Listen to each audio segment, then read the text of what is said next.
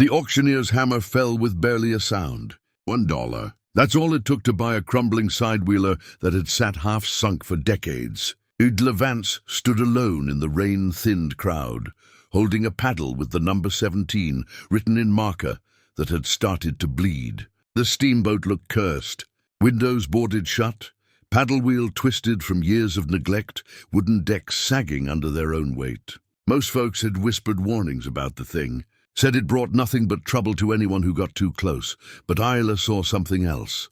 Content, maybe 3 episodes if she stretched it. Her river restoration channel needed footage, needed something to pull viewers back after 6 months of slow decline. Scrap metal and history made for good clicks. She ran her fingers along the weathered nameplate bolted to the hull. The letters had worn smooth, but she could still make out the name, Mudlark.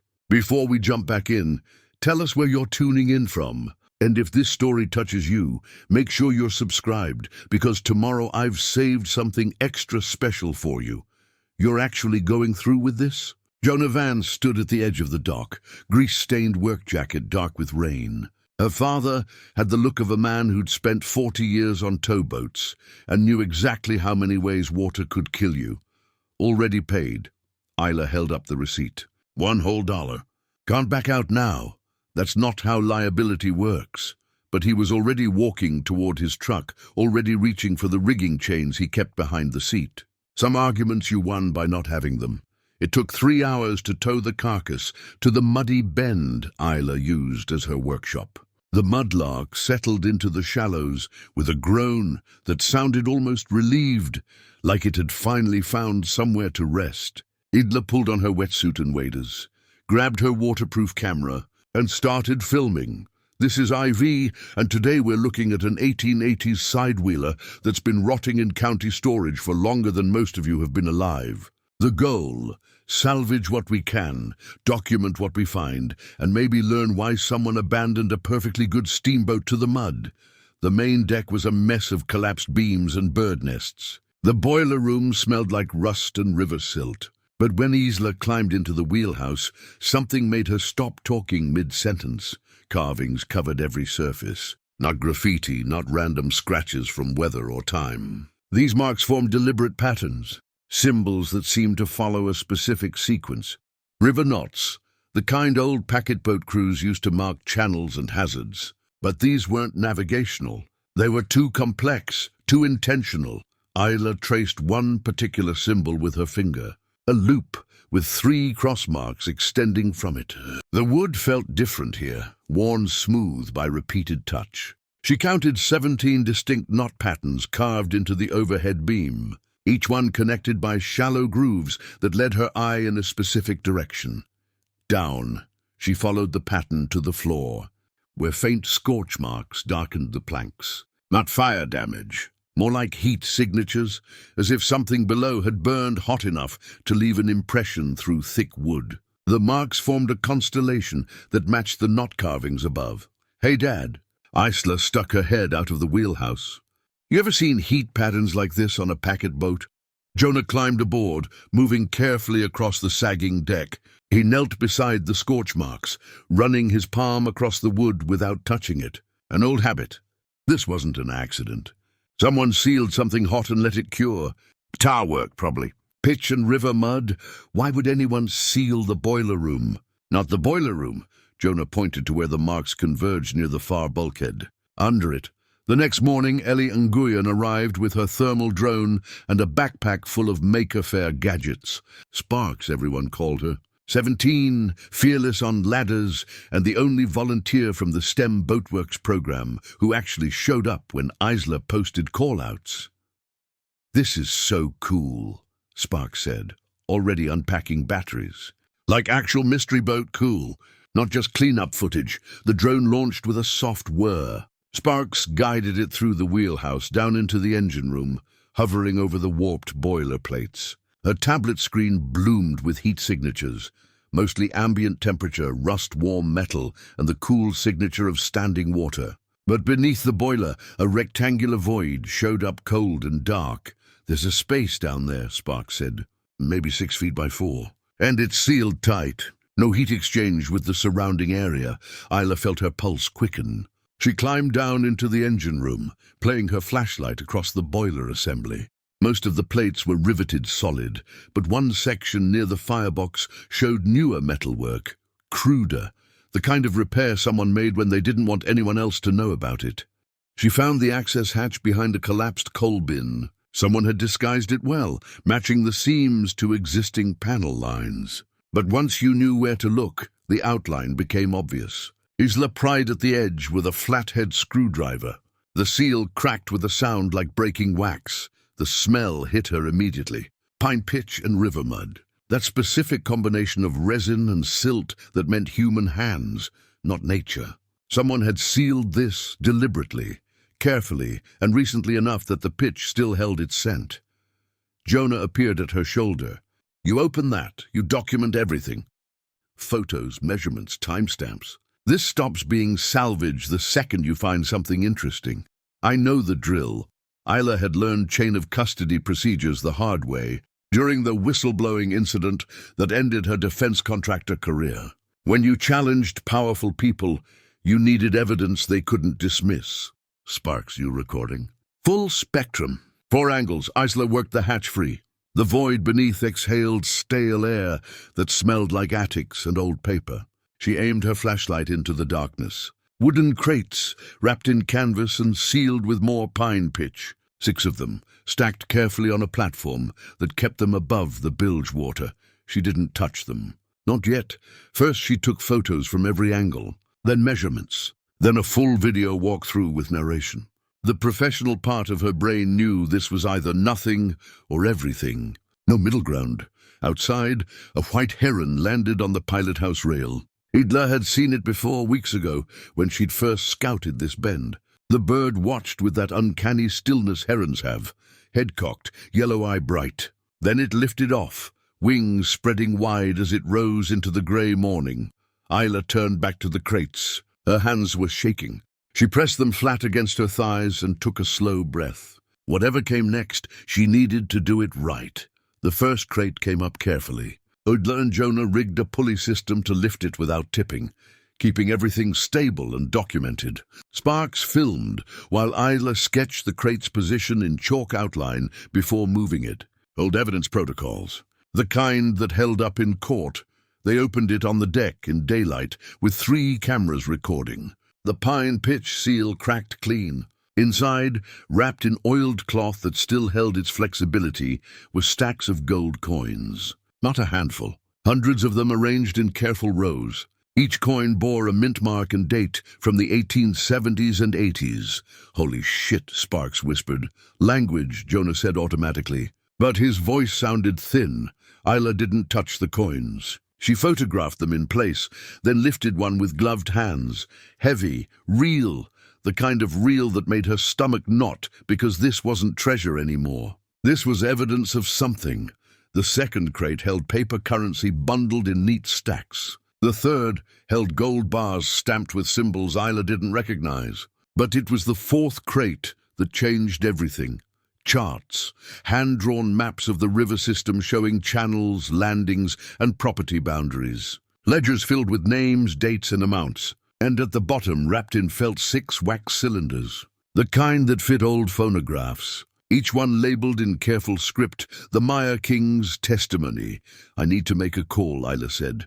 Dr. Len Adekoya arrived 3 hours later, driving a van that leaked oil and rattled like a tambourine. He taught river history at a community college and ran a shoestring museum in a converted warehouse. Isla had interviewed him once for her channel, back when she thought towpath codes would make interesting content. The video got 47 views. Len practically ran across the dock. You said Maya Kings. You actually said those words on the phone. I found cylinders with that name. Isla led him aboard. You know what it means? Know it? I wrote my dissertation on it. Len was already unpacking a portable phonograph from his battered messenger bag. The Maya Kings were a river pirate ring. 1870s through early 1890s. They hit corrupt magnates and smugglers, then vanished. Most historians think they're folklore. I've spent 15 years arguing they were real. He handled the first cylinder like it might dissolve. fitted it to the phonograph with shaking hands, cranked the mechanism. The needle dropped, static, then a voice emerged, tinny but clear. Male, with a riverboat pilot's precise diction and a sardonic edge. This is Captain Horace Meyer speaking in the year 1887. If you're hearing this, then someone finally had the sense to look where the river remembers. What follows is a ledger of crimes. Not ours, theirs. The voice continued, methodical and unhurried. It described a pattern of theft and fraud stretching back decades. River magnates using foreclosures and forced sales to steal landings from families who'd worked the water for generations. Doctored surveys, bribed officials, contracts written to guarantee default. We took their money, yes. Piracy is piracy. But we also took their books, their correspondence, their maps showing which parcels were stolen and how. This stash isn't for spending, it's for returning. Every coin, every deed, every proof of theft goes back to the families who were robbed. We're not Robin Hood, we're accountants with boats and a sense of timing. The cylinder played for 12 minutes. When it ended, Len sat in stunned silence. Isla's hands were shaking again. The ledgers. Are they coded? Let me see. Len opened the first ledger, scanning pages filled with numbers and symbols. His eyes widened. Oh, this is beautiful. Look, these aren't just records. They're ciphers. The river knots you found upstairs. They're the key. He pulled out the photos Isla had taken of the wheelhouse carvings, started matching symbols to ledger entries. Each knot pattern corresponded to a different family, a different theft. The scorch marks in the engine room created a second layer, a constellation that mapped relationships between crimes. It's elegant, Len breathed. You can't decode it unless you understand river hand signals.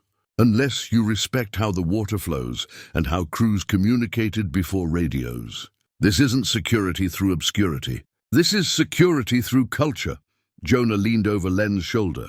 That symbol there, the double loop with the slash. That's the Hale family mark. I've seen it on old dock pilings. Hale? Isla felt something cold settle in her chest. Carter Hale?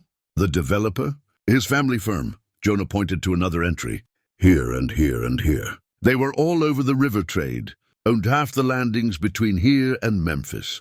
Isla looked at the stacks of currency, the gold bars, the carefully preserved documents. This wasn't treasure.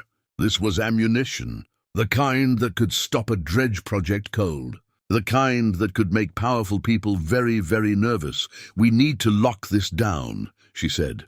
Chain of custody. Everything documented. Everything secure. You're calling the authorities. Jonah wasn't asking. Coast Guard investigations. I know someone there. Priya Narang. She handled the port fraud case that went federal last year.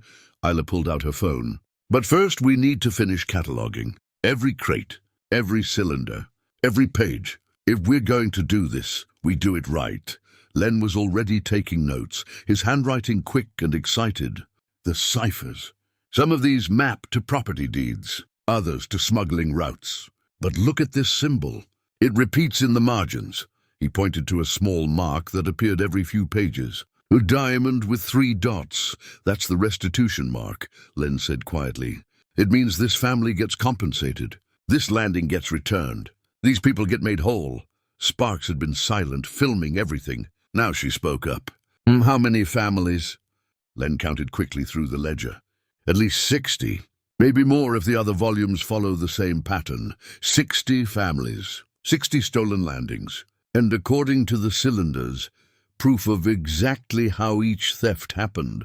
Isla felt the weight of it pressing down, heavier than gold bars. This wasn't just about stopping Carter Hale's dredge project. This was about undoing a century of fraud. Outside, the sun was setting. The river flowed past the Mudlark, indifferent and eternal. Somewhere in the shallows, a heron called.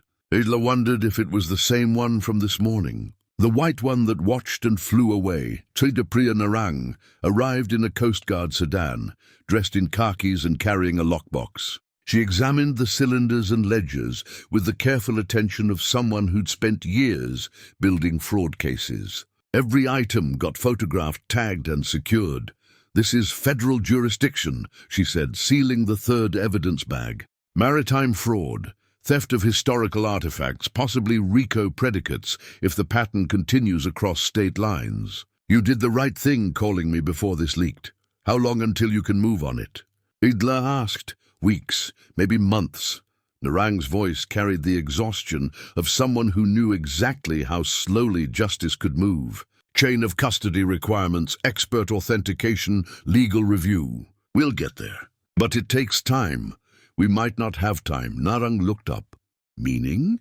Isla pulled up Carter Hale's press release on her phone. The announcement had dropped that morning, glossy and cheerful. River Renaissance Dredge Project, Community Revitalization, Habitat Restoration, Economic Opportunity, the usual phrases that meant someone was about to make money while calling it charity. Narang read it twice. The timing is interesting. The timing is deliberate. He wants to privatize this bend. Look at the map. Isla zoomed in on the project boundaries, right where we're sitting. He dredges deep enough, shifts the channel, and suddenly this whole stretch becomes unusable for anything but commercial traffic. The families living here get bought out or squeezed out. And the dredging destroys any physical evidence of historical crimes. Narang set down her phone. Smart. If the landing markers disappear, if the property lines shift, the ledgers become much harder to verify. Can you stop it? Not directly, but I can request an archaeological survey. Slow things down. Narang closed her lockbox. In the meantime, you need to be careful. Don't go public with this. Don't post footage. Don't even hint at what you found. My channel can wait. I understand you need content. But if the wrong people find out about this before we've secured the evidence, things get complicated. Narang stood. I'll have a team here tomorrow to document the site. Until then, keep quiet and keep safe, she left. Isla watched the sedan disappear up the access road. 3 minutes later, another vehicle appeared. County Sheriff's cruiser. Deputy Rowan Pike climbed out, all smiles and folksy charm. Heard you had some Coast Guard visitors, Pike said, ambling onto the dock. Everything all right? Just routine. Isla kept her voice neutral. Pike had always been friendly in that performative way that made her careful. Too interested in other people's business. Too quick with advice nobody asked for. Routine. Pike looked at the Mudlark, at the equipment scattered on deck. That's a lot of cameras for routine. Documentary work. River restoration content. Right. Your YouTube thing. Pike hooked his thumbs in his belt. Listen, I'm going to need to do a safety inspection. Old vessel like this, half sunk for years. There's liability concerns. County wants to make sure nobody gets hurt. Jonah stepped out of the wheelhouse. We have permits. Salvage rights and access permissions. Oh, I'm sure you do. Just doing my due diligence. Pike's smile never wavered. Probably take a few days. Might need to seal the site while we do the inspection. For safety. That won't be necessary. Jonah pulled out a folder. Structural assessment from a licensed marine surveyor. Fire safety clearance. EPA approval for the work we're doing. All current, all filed with the county. Pike took the folder but barely glanced at it. Well, that's thorough. Guess you folks know what you're doing. He handed it back. Still, I'll be checking in regular. Making sure everything stays safe, he left. Isla waited until his cruiser disappeared before speaking. He's working for Hale, probably. Jonah started lashing down equipment, which means Hale knows we found something. Question is, how much does he know? That night, Isla stayed on the boat. Sparks volunteered to keep watch, setting up motion cameras at 3 angles. They worked by battery and infrared, invisible in the darkness. Jonah wanted to stay too, but Isla sent him home. No point in everyone losing sleep. She dozed in the wheelhouse, wrapped in a sleeping bag that smelled like river and rust. Around 2 a.m, Sparks' tablet chimed. Motion detected. Isla pulled it up on her phone. A figure on the deck. Moving carefully, testing weight before committing. The thermal camera caught a distinctive limp. Buck Rourke, rival salvager who worked the same stretch of river, always complaining about Isla stealing his finds. He approached the engine room hatch, knelt beside it. In the infrared, Isla could see him examining the new padlock Jonah had installed. He didn't try to break it, just looked, then stood and tested one of the mooring lines. Pulled a knife and made a shallow cut. Not deep enough to fail immediately, just enough to weaken it. Isla's phone buzzed. Text from Sparks, watching from the opposite rail, got him on all 3 cameras. Clear face shot. What do we do? Isla typed back, nothing yet. Let him leave. Buck spent another minute on deck, then climbed back into his John boat and motored away. Isla watched until his lights disappeared downriver. Then she went to inspect the cut mooring line. Jonah would need to replace it before the line failed and the Mudlark swung loose in the current. She found something else under her windshield wiper. A note, handwritten on cheap paper, let sleeping wrecks rot. Sparks appeared beside her. That's not creepy at all. Call Len. Tell him to stay off the boat until we sort this out. Isla looked at the dark river. And pull that documentary trailer I scheduled for tomorrow. We're not posting anything until we know what we're dealing with. At dawn, they discovered the fish kill, a slick of dead shiners and carp floating near the bow. Not enough to be natural. Just enough to send a message. Isla walked the rail, looking for the white heron. It didn't appear. The river flowed past, dark and quiet. Somewhere upstream, Carter Hale was probably having breakfast, making phone calls, tightening screws. And down here, on a dollar wreck that nobody wanted, Zilla was realizing that treasure and trouble weighed exactly the same. Sparks spent the morning reviewing footage, frame by frame. Buck Rourke's face showed up clear in 3 separate angles. The limp was distinctive, probably from the barge accident everyone on the river knew about. The knife work on the mooring line appeared deliberate and practiced. This wasn't vandalism. This was a warning. We should send this to Narang, Sparks said, scrubbing through the thermal feed. We will. Isla was already backing up the files to 3 separate drives. Another lesson from the whistleblowing days? Redundancy saved you when people tried to make evidence disappear. But first, I need to talk to Granny May. May Delacroix ran the last family-owned ferry on this stretch of river. 82 years old, sharp as broken glass, and connected to every dock, landing and fishing hole between here and the state line. If someone was moving against Isla, Granny would know about it before the sun set. The ferry landing sat a quarter-mile downstream, marked by a hand-painted sign that had survived 3 floods. May stood on the dock, sorting through a crate of catfish someone had brought in trade. She looked up when Isla approached. "Heard you bought the Mudlark," May said. "Also heard you found something interesting aboard. Word travels fast. Word travels at the speed people need it to." May set down a particularly large catfish. "What do you need?" Isla told her. "Not everything, but enough. The crates, the ledgers, the names of families going back generations." May listened without interrupting, her weathered hands continuing their work. The Delacroix name in those books. May asked when Isla finished. 3 times. "Properties along this bend, all taken in the 1880s under questionable circumstances." May nodded slowly. "My grandmother used to talk about the paper storm." That's what she called it. Papers showing up claiming her family owed money they never borrowed. Deeds that said they'd sold land they meant to keep. By the time anyone could prove it was fraud, the land was already gone, and the lawyers said it was too late. It might not be too late anymore. Maybe. May wiped her hands on her apron. But the people who benefited from that theft, they still got power. They still got money.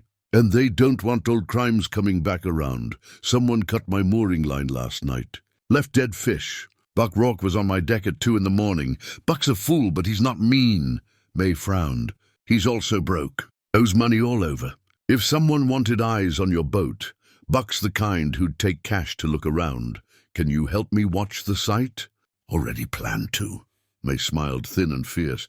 Got a dozen folks who'll take shifts. Nobody touches that wreck without us knowing about it. You're trying to do right by people who got wronged. We'd look after our own. That evening, Len arrived with notebooks and a portable scanner. He'd been working on the cipher all day, cross-referencing the river knots with historical barge hand signals. The ledgers were starting to make sense. "There's a second layer," he said, spreading papers across the Mudlark's deck. "Look, the scorch marks you found, they're not random. They map coordinates." Isla leaned in. "The constellation of burn patterns formed a grid when you overlaid them on modern charts. Each point marked a specific location along the river. What's at these coordinates?" she asked. "That's what I'm trying to figure out." Len pulled up satellite images on his laptop. Some of them are old landings, family properties that got seized, but others are in the middle of the channel. Deep water. Nothing there but silt. Jonah appeared beside them, coffee in hand. He studied the coordinates for a long moment. Then his expression changed. "Those aren't landings," he said quietly. "Those are spoil sites, places where dredge operations dumped contaminated sediment. You see this pattern? Deep channel drops away from main flow. That's where you dump bad material when you don't want it found. Illegal dumping." Isla felt pieces clicking together. The Maya Kings knew about it, or documented it when they found it. Jonah tapped one coordinate. "This one's right in the path of Hale's proposed dredge route. If he cuts through there, he stirs up whatever's buried. Could be anything. Industrial waste, chemical residue, contaminated soil from old foundries." Len was already cross-referencing with the ledger entries. "Hear this shanty verse. I thought it was just flavor text, but listen to the meter. Where the channel bends and copper sleeps, where the silt runs black and poison keeps." That's not poetry. That's a warning. Sparks had been quiet, listening. Now she held up her tablet. "My drone has a basic spectrometer attachment. It's not lab grade, but it might pick up chemical signatures in the water. Want me to check these coordinates?" "Do it," Isla said. "But be careful. If there's contamination, I don't want you exposed." The drone launched at dusk, following the GPS coordinates from the Scorchmark constellation. Sparks piloted it low over the water, sensors running. At the third site, the readings spiked. Elevated heavy metals. Trace organics consistent with industrial runoff. Nothing immediately dangerous, but enough to trigger environmental review requirements. "If Hale dredges through this," Len said slowly, "he has to disclose it. Has to do remediation. That adds months to the project timeline and millions to the budget, which is why he wants the Mudlark gone," Isla finished. "As long as these coordinates stay hidden, he can claim ignorance. But if we go public with the Maya King's maps, he's legally obligated to investigate." A sound outside. Footsteps on the dock. May's voice carried across the water, sharp and commanding. "That's far enough." Isla grabbed a flashlight and stepped onto the deck. 3 figures stood on the dock. Buck Rourke in front, 2 others behind him. One carried bolt cutters. "Just here to talk," Buck said, hands visible and empty. "Talk from there." May had appeared from somewhere, flanked by 2 men Isla recognized from the ferry landing. Both carried gaffing hooks. Buck looked uncomfortable. The other 2 looked ready for trouble. Isla made a decision. "Let him on board," she said. "Just him. And he leaves his phone on the dock." Buck hesitated, then complied. The other 2 stayed put, watching. Buck climbed aboard alone, moving carefully. "You're making this hard," he said when they were face to face. "Making what hard?" "Telling and preparing this story took us a lot of time. So if you are enjoying it, subscribe to our channel. It means a lot to us. Now back to the story.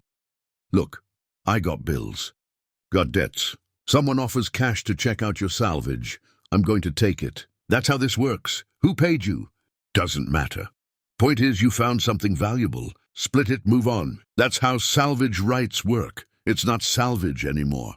Isla kept her voice level. "It's evidence. Federal custody. And if you touched it, you're part of a criminal investigation." Buck's expression shifted. "I didn't touch nothing. Just looked around. You cut my mooring line. That was stupid. I know. I just wanted you nervous enough to take a deal." "What deal?" "Leave the wreck. Take some cash. Let the whole thing get hauled to scrap." Buck rubbed his face. "Look, I don't know what you found. Don't want to know. But the person paying me, they're serious. They got resources. They got lawyers. You keep pushing, they're going to push back harder." Isla pulled out her phone. Showed him a photo Len had taken. A ledger page with a specific entry. The name Rourke appeared twice, followed by coordinates and a restitution mark. "You know what this is?" she asked. Buck stared at the image. "That's my family name. Your great-grandmother's landing. Seized in 1889 under fraudulent debt claims. The Maya Kings documented it. Documented who did it and how. There's a cylinder that names your family specifically. Says restitution is owed." Buck's hands were shaking. "What are you saying?" "I'm saying the people who paid you to scare me off are the same people who stole from your family. And if you help them bury this evidence, you're helping them get away with it again. The silence stretched out. On the dock, May and her people waited. Upstream, Sparks kept the drone circling, recording everything from 200 feet up. "I need to think," Buck finally said. "Think fast. Because tomorrow morning, Coast Guard Investigations is back. And if you're still working for Hale, you're going to end up on the wrong side of federal charges." Buck left without another word. The two figures followed him into the darkness. May stayed until their boat sounds faded, then nodded to Isla. "That was a risk," May said. "Calculated one. He's not a villain, just broken desperate. Broken desperate is when people do the worst things, or the best ones." Isla looked at the dark water. "We'll see which way Buck goes." Later that night, Isla's phone buzzed. Unknown number. A single image. A photograph of a property deed, yellowed with age, bearing Buck Rourke's great-grandmother's signature and the Hale family firm's stamp. Below the image, a text message. "Where do I bring this?" The meeting was set for noon at Westcott Swing Bridge, a decrepit iron structure that connected two dead-end county roads nobody used anymore. Isla chose it for the sightlines and limited access. Hard to set up an ambush when you could see both approaches for a quarter-mile. Narang wasn't happy about it. "This is exactly the kind of thing I told you not to do." Buck's willing to flip. He has physical evidence. But he won't come to the boat, and he won't meet at a government office. Isla checked her gear one more time. "If I don't go, we lose him." "Then I'm coming with you." He specifically said alone. "I'll stay off-site." "But I'm monitoring." Narang's voice carried the weight of someone who'd seen too many informant meets go wrong. "You wear a wire." "You keep your phone line open. And if things go sideways, you get out immediately." Isla agreed. Better to have backup and not need it than the alternative. Sparks rigged a body camera disguised as a shirt button, military-grade audio pickup. The real trick was the dead man's switch. If Isla's heart rate spiked or the signal cut out, Sparks would trigger a live stream backup that went straight to 3 different servers. "This is very spy movie," Sparks said. "Testing the connection. This is very don't end up disappeared," Isla corrected. Jonah insisted on coming to the access point. He couldn't stop her from taking risks, but he could at least be close enough to respond. The old towboat's stubbornness ran deep in both of them. Isla arrived at the bridge 15 minutes early. The structure groaned in the wind, metal joints protesting a century of weather. She could see both approaches clearly. Empty farmland on one side, scrub forest on the other. No vehicles, no movement. At 11:58, Buck's pickup appeared from the west. He parked 50 yards back and approached on foot, hands visible. Isla noted he walked with less of a limp now. Probably saved the exaggeration for when he wanted sympathy. "You came alone," Buck said, "like you asked." "You bring the deed?" He pulled a plastic folder from his jacket. Inside, the same document from the photo, now in protective sleeving. Isla examined it carefully without touching. The signatures looked authentic. The Hale firm's seal matched others she'd seen in the ledgers. "My grandmother kept this hidden," Buck said. "Told my mother never to show it to anyone. Said it would only bring trouble. Why show it now?" "Because I'm tired of being broke, while the people who stole from my family get richer." Buck's voice carried an edge Isla hadn't heard before. Real anger under the river rat drawl. "You said there's restitution money." "How much?" "I don't know yet. Depends on what the courts decide." Isla kept her eyes on the approaches. "But the evidence is solid. If you testify, if you provide documentation, it strengthens the case for everyone. And Hale goes down, along with anyone who helped him cover this up." Buck was quiet for a moment. Then he laughed, bitter and tired. "You know what he offered me? $5,000 to scare you off the wreck. Another 5 if I could get you to abandon salvage rights entirely. 10,000 total. That's what my integrity's worth, apparently. Is that what you're here to do?" Thought about it. Could really use $10,000. Buck looked at the river visible through the bridge struts. "But then I thought about my grandmother. How she worked that landing until she was 70. How she died still bitter about losing it. And I thought, maybe some things are worth more than money, a sound upstream." "Boat engine?" Isla tensed. Buck heard it too. That's not part of the plan, he said. The boat came into view. County Sheriff patrol skiff. Deputy Pike at the helm, moving slowly toward the bridge pilings. Not directly approaching, but close enough to complicate things. Isla's earpiece crackled. Narang's voice. I see him. Want me to intervene? Not yet, Isla murmured. Pike idled the skiff near the south piling. He didn't dock, just sat there watching. The message was clear. He'd learned Buck weren't as alone as they'd planned to be. Is he with Hale? Buck asked quietly. Yeah. Then we need to move this along. Buck handed over the deed folder. There's more. I've been doing work for Hale's subcontractors, installing equipment, moving materials. Last week I helped set up a discharge pipe at one of the coordinates from your map, the contaminated sites. Didn't know they were contaminated, but yeah, same locations. They're planning to dredge through there next month. Fast timeline. Push the spoil downstream and bury it before anyone can test it properly. Isla felt everything click together. The rushed project timeline. The pressure to remove the Mudlark. The illegal dumping sites that the Maya Kings had documented over a century ago were still being used. The fraud was multi-generational. Pike's boat engine revved. He was moving closer now, no longer pretending to be casual. Time to go. Narang's voice in Isla's ear. Pike's making a move.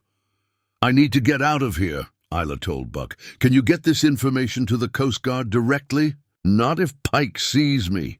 Buck looked at the approaching patrol boat. I'll text you a drop location. Somewhere safe.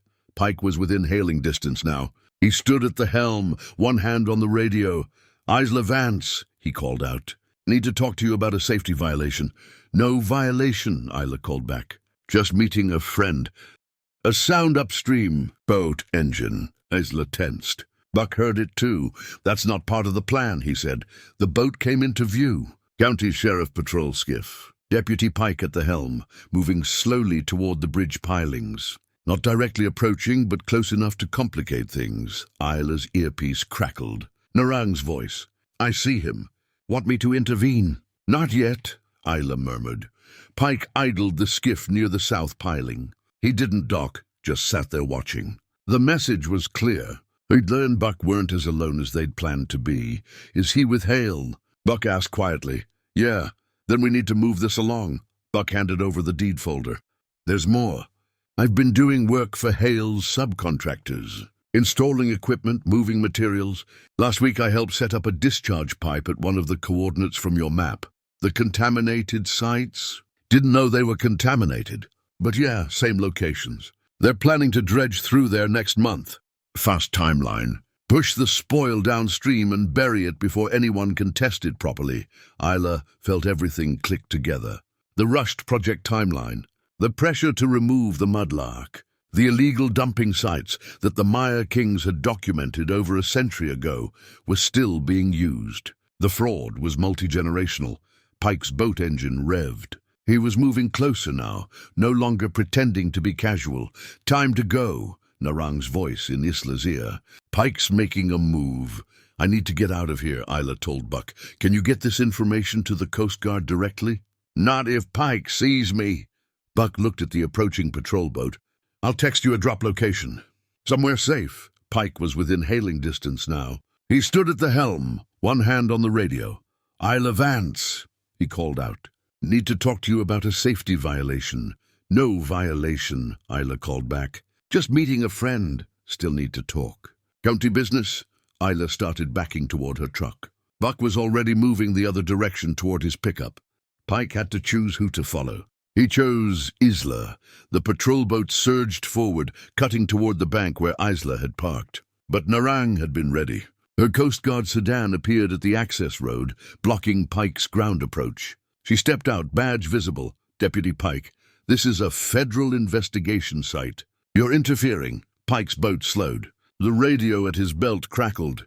Isla couldn't hear the words, but she saw Pike's expression change. He looked at Narang, then at Isla, then back at his radio. This isn't over, he said. Then he turned the patrol boat and headed back downriver. Isla reached her truck. Her hands were shaking, adrenaline finally catching up. She climbed in and sat for a moment, breathing slowly. Her phone buzzed. Buck's text, Blue Heron Park, North Picnic Area, under the third table from the parking lot. Tomorrow, 6 a.m. Hard drive with payroll records, discharge logs, and site photos. Everything you need. Isla showed the message to Narang when she reached the sedan. He's really flipping, Narang said. He's really angry. There's a difference. Angry's good. Angry people make committed witnesses. Narang looked downstream, where Pike's boat had disappeared. But Pike's going to report this. Which means Hale knows Buck's talking. Which means we need to move fast. How fast? I can have a team at the park tomorrow. Secure the drive, take Buck's statement, bring him into protective custody if necessary. Narang's expression was grim. But once we do that, everything goes loud. No more quiet investigation. This becomes a public case. Isla thought about the Mudlark, about the families waiting for restitution, about the riverbend that Hale wanted to privatize and destroy. She thought about Captain Horace Meyer's voice on those wax cylinders. This isn't for spending, it's for returning. Let it go loud, Isla said. The hard drive Buck delivered contained 3 years of documentation. Payment records showing shell companies funneling money between Hale's development firm and county officials. Discharge logs proving illegal dumping at the exact coordinates the Meyer Kings had marked. Site photos showing equipment at contaminated locations. And emails. Hundreds of emails discussing how to manage environmental reviews and expedite the dredge permits. Len spent 2 days cross-referencing everything with the Meyer Kings' ledgers. The pattern was undeniable. The same parcels stolen in the 1880s were still generating profit in the present. Land seized through fraud had been developed, sold, rezoned, and exploited for over a century. The families who'd lost everything never received compensation. Their descendants never knew they had claims. It's multi-generational theft, Len said, his voice quiet with rage. The Hale family built their empire on stolen landings, and they've been using the same tactics ever since. Different paperwork, same crime. Granny May came aboard the Mudlark that evening with a cardboard box full of documents. Deeds, letters, photographs. She spread them across the deck next to the Meyer King's ledgers. These are from families along this bend, May said. Oral histories written down. Stories about the paper storms and the land that vanished. Names match your restitution list. Isla photographed each document carefully. The stories were heartbreaking in their consistency. Sudden deaths. Foreclosures that happened before families could mount legal challenges. Contracts written in language designed to confuse. Officials who wouldn't help. Lawyers who wouldn't take cases. And underneath it all, the Hale family firm, buying up distressed properties and consolidating control. How many families total? Isla asked. 63 that we can document, May said. Probably more if we had time to search records properly. Jonah appeared with a pot of coffee and stack of cups. He'd been running calculations based on the Meyer King's cipher. The scorchmark coordinates didn't just map dumping sites. They mapped the entire river's flow dynamics, where current moved fastest, where sandbars formed, where channels naturally wanted to cut. The Meyer Kings understood the river better than most modern engineers, Jonah said. Look at this pattern. They marked every place where dredging would cause downstream problems, every location where changing the channel would strand communities or destroy access. They were river pilots, Len said. They understood that moving silt in one place changes everything downstream. You can't just cut channels without consequences. And Hale's plan? Isla asked. Jonah pointed to the dredge route on Hale's public proposal. If he cuts through here like he wants, the current will shift. May's ferry landing becomes unusable within 2 years. These 3 residential docks get left high and dry, and this entire neighborhood loses river access entirely, which makes the land valueless, May said flatly. Which means Hale can buy it cheap and flip it once he fixes the problem he created. It's the same play his ancestors ran, Len said. Create a crisis, offer a solution, and profit from both. Sparks had been editing footage, preparing a comprehensive visual explanation of how the whole scheme worked. Historical theft connected to modern fraud, environmental crime layered over land theft. One continuous crime stretching across generations. This needs to go public, Sparks said. We've got everything documented. Chain of custody is solid. Narang has the original secured. If we release this now, Hale can't bury it. Isla hesitated. Going public meant losing control of the narrative, meant inviting media chaos, meant making herself and everyone involved a target. But staying quiet meant letting Hale win through silence. Her phone rang. Marisol Vega, investigative podcaster. Somehow she'd gotten Isla's number. I've heard whispers about what you found, Marisol said without preamble. A source told me you've got proof of multi-generational land theft connected to a current development project. If you're willing to go on record, I can make sure the story gets told right. How did you find out? I don't reveal sources, but I will tell you this. The whispers are spreading. If you don't control this story now, someone else will. And they might not care about accuracy or justice. Isla looked around the Mudlark, at the ledgers and cylinders that Captain Horace Meyer had preserved for over a century, at the community documents May had collected, at Buck's hard drive full of contemporary crimes, at her father and Len and Sparks, all of whom had risked something to help bring this evidence together. What counts as treasure? Captain Meyer's voice echoed in her memory. Not gold, proof. All right, Isla said into the phone. Let's do this right. Isla made the call at 2 a.m. No more hiding. Marisol Vega answered on the first ring, already recording. The episode dropped at dawn. 43 minutes of careful fury. Sparks had edited the explainer down to 90 seconds of thermal overlays, ledger pages, and that first wax cylinder playing Captain Horace Meyer's sardonic voice through a century of silence. Len walked through the river knot cipher like a man who'd waited his whole life for someone to listen. Granny May sat in her ferry galley and named names, matching ledger entries to families still living on the bend. Marisol asked the question that mattered. What counts as treasure? Gold or proof? Isla's answer was simple. Proof gives the gold back to who it was stolen from. By noon, the episode had cracked 100,000 downloads. By evening, news vans lined the access road. Camera crews waded through mud, trying to frame the wreck against sunset light. Volunteers arrived with thermoses and folding chairs, ready to stand watch.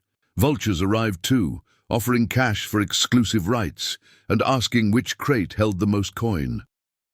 Carter Hale's press conference came at 7, broadcast from a conference room with riverview windows that cost more than Isla's truck. He wore a suit the color of deep water and a smile that never reached his eyes. The story, he said, was pirate cosplay.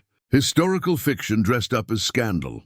His family's firm had always operated with integrity. The ledgers, if they even existed, were forgeries designed to halt progress. The River Renaissance Project, Hale said, his voice smooth as oil on glass, will bring jobs, environmental restoration, and a future this community deserves. Behind him, a map showed the bend, carved into private marina slips. Deputy Rowan Pike appeared at the wreck an hour later, all folksy concerns stripped away. He cited public hazard, structural instability, and a safety review that would seal the site until further notice. Jonah met him at the gangplank with a folder of stamped permits and a calm that made Pike's jaw tighten. You'll need a court order, Jonah said. We have one of those coming too. Pike left without another word, but his eyes promised he'd be back. The note arrived at midnight, tucked under Isla's windshield wiper. Type this time, no attempt at disguise. You've made this harder than it needs to be. At 2 a.m, someone tried to burn the wheelhouse. Granny May spotted the smoke first. She'd been sleeping on her ferry, anchored 20 yards off, and came awake to the smell of accelerant and the flicker of orange light through her porthole. She hit the horn in 3 long blasts, the old signal for fire on the water. Isla bolted from her truck camper with an extinguisher. Sparks appeared from somewhere with a bucket. Jonah stumbled down from the wreck's stern with the hand pump they'd been testing. But it was the neighbors who saved the wheelhouse. 15 people with buckets, hoses, and decades of knowing that fire on the river doesn't ask permission before it spreads. They drowned the flames in 10 minutes. The wheelhouse survived, smoke-stained but intact. The carved river knots, marked with soot now, looked even more deliberate. Someone had tried to erase them. The attempt had only made them clearer. Pike's patrol boat idled at the channel marker throughout the fire, watching, never radioing for help, never approaching, just watching. As dawn broke and the last volunteers trudged home, a white shape descended from the grey sky. The heron landed on the pilot house rail, shook water from its wings, and settled into stillness. It had been gone for 3 days. Now it was back. Isla stood on the deck, exhausted and ash-smudged, and felt something shift. Fear, yes, but underneath, a stubbornness that ran deeper than the river's winter bed. They'd tried to burn the truth. They'd failed. She pulled out her phone and sent a single message to Buck Rourke. "We both know who you work for. I know what they tried tonight. If you want out, there's still time." The response came 2 hours later. A photo, a hard drive, and 3 words. "I'm bringing everything." Buck arrived after dark, alone, carrying a laptop and the kind of fear that comes from crossing people who don't forgive mistakes. He'd pulled the hard drive from Hale's subcontractor's office computer while everyone was at the press conference. Discharge logs, bribery emails, GPS coordinates for illegal spoil dumps that matched point for point. The locations Captain Horace Meyer had marked in his ledgers 140 years ago.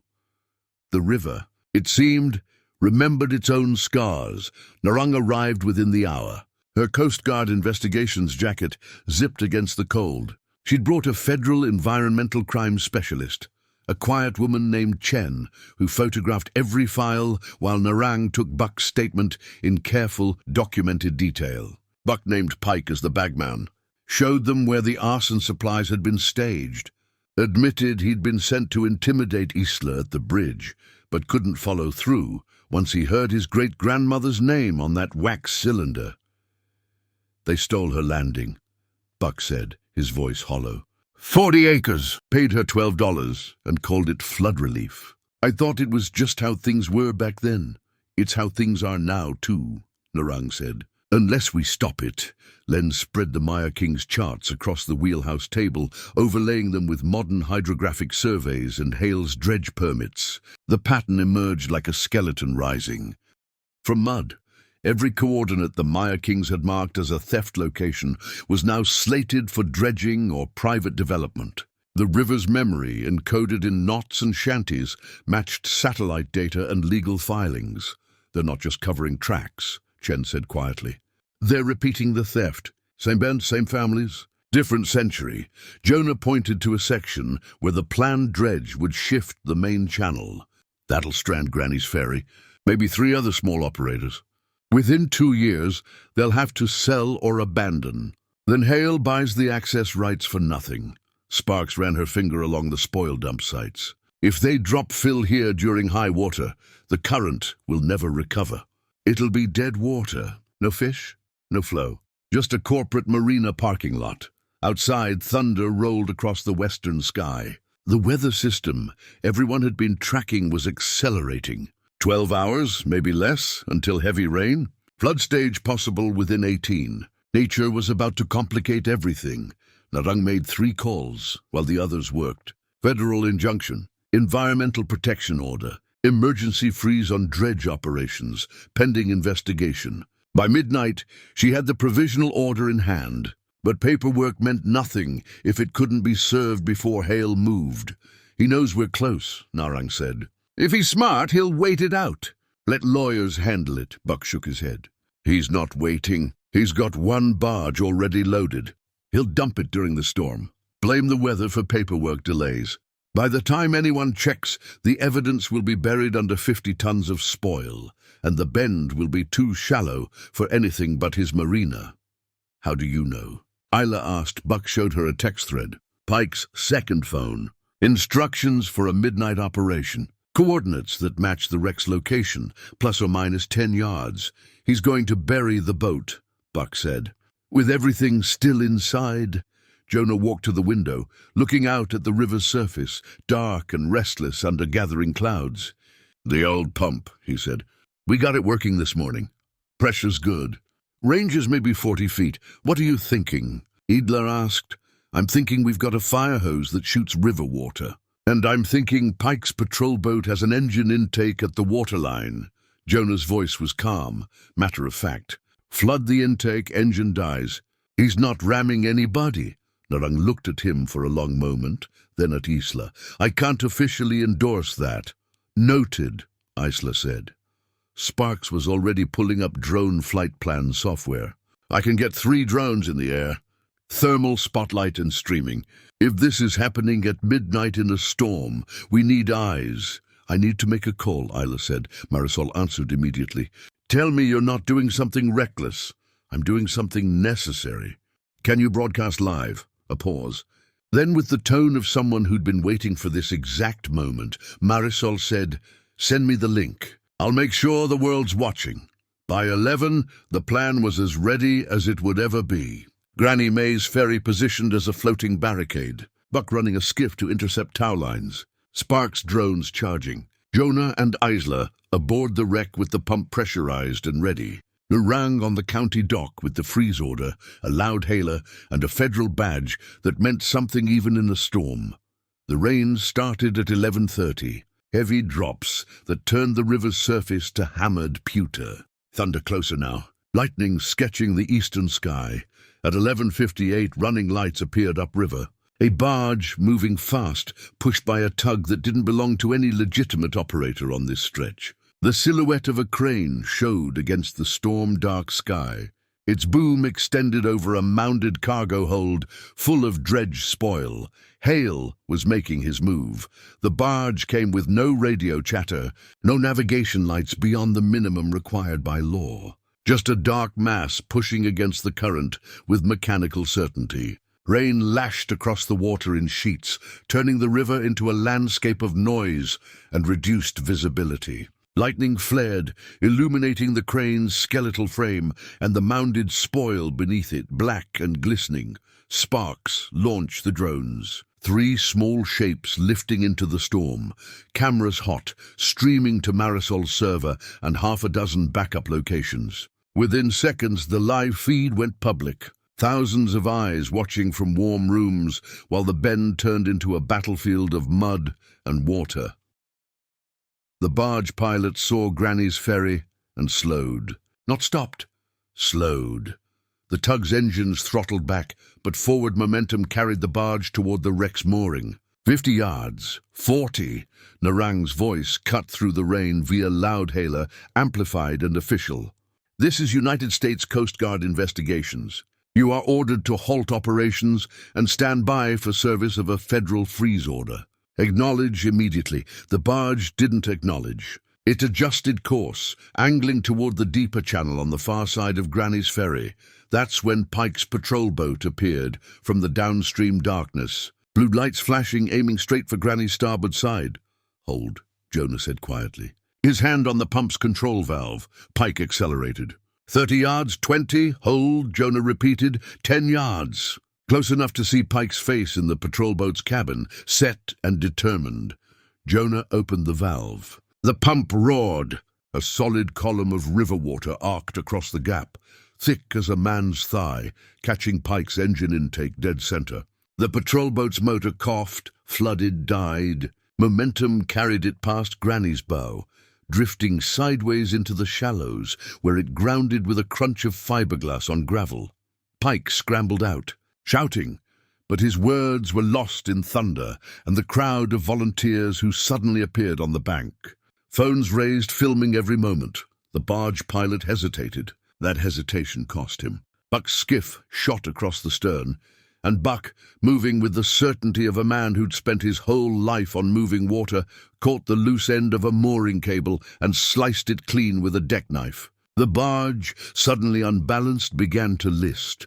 The crane operator panicked, started the dump sequence early, trying to offload weight and stabilize. The spoil began sliding toward the hopper doors. Isla ran, not away from the danger, toward it.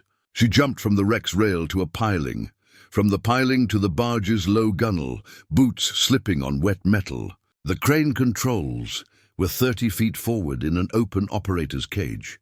Rain hammered her face. Lightning turned everything white for one frozen instant.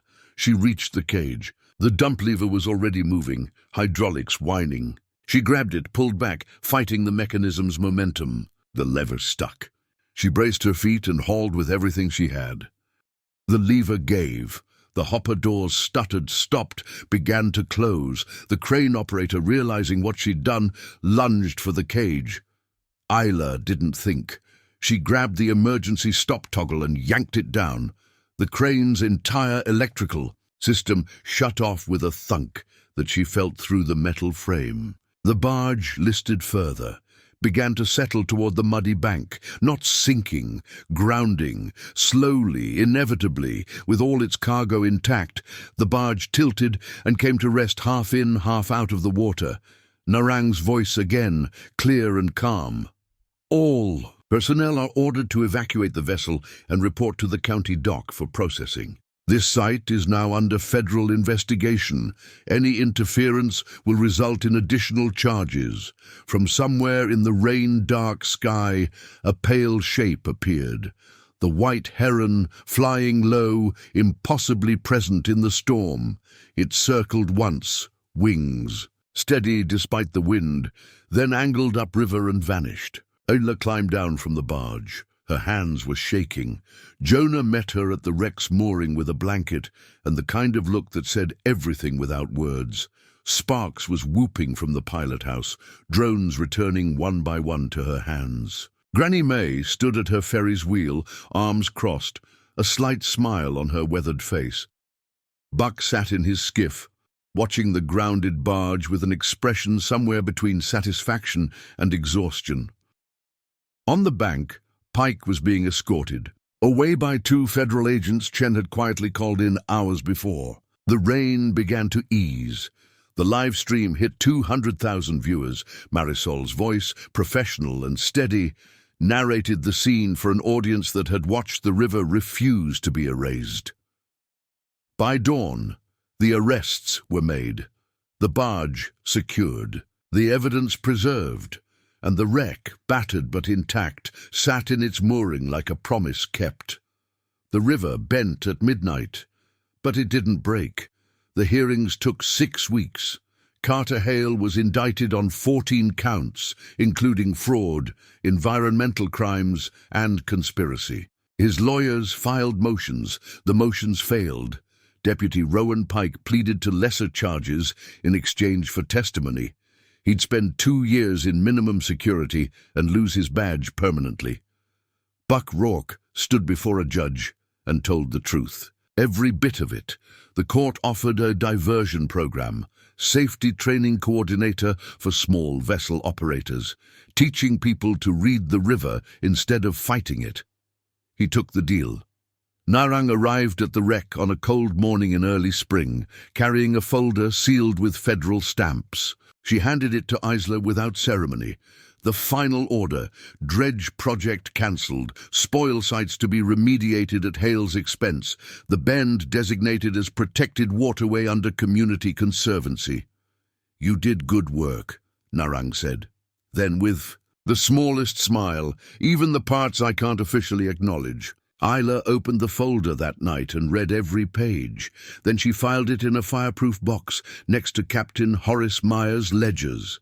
The old and the new, both proof that rivers remember.